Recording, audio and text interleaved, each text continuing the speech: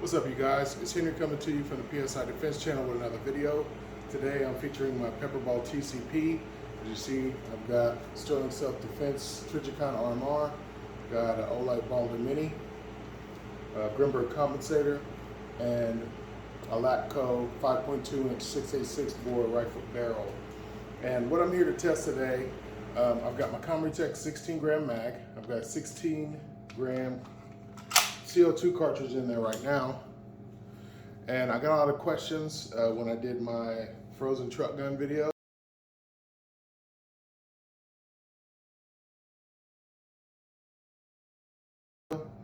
About nitrogen, so I don't know if you guys can see this. There we go, 16-gram N2O nitrogen. So the difference between CO2 and nitrogen, you can get a lot more CO2 into the same volume container because under pressure it turns into a liquid. So it can displace a lot less volume, you can get more liquid CO2 into a canister, which when it expands into a gas, it expands at an exponential rate. With nitrogen, it is under pressure, but you don't have that expansion effect, so you don't have as much gas to work with when firing your launcher.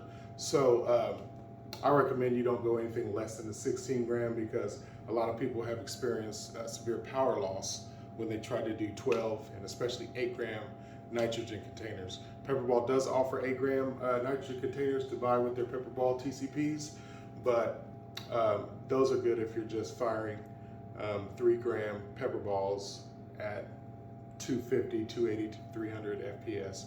But for our use, we need to fire at least 8-gram projectiles at above 300 FPS. So what I'm going to do, I'm going to get some benchmark numbers with the CO2, then I'm going to run NO2. Hopefully this won't be too long of a video. All right. There we go. Chronograph.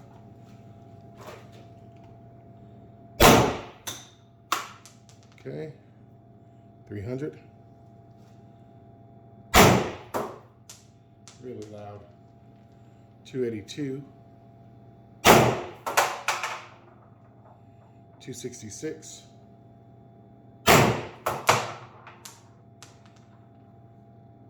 252.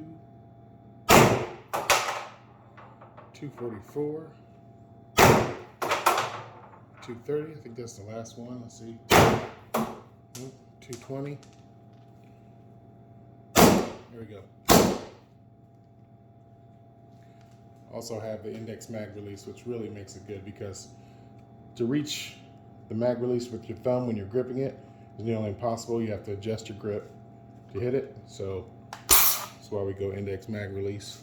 And Cymrutec, they print their mags with the index mag release compatible. All right, so now let me reclaim these jewels. A few moments later. All right, load it back up with the same 8 jewels. I did weigh all these before I came out here, by the way. I'm gonna load my NO2 cartridge. Oh, see that? There we go. Cymrutec printed this grip sleeve as well.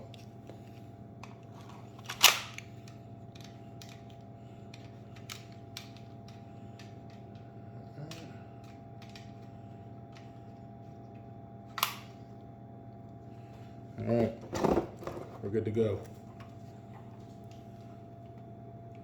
That was a pretty good kick.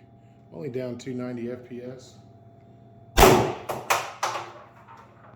272, 246, 234,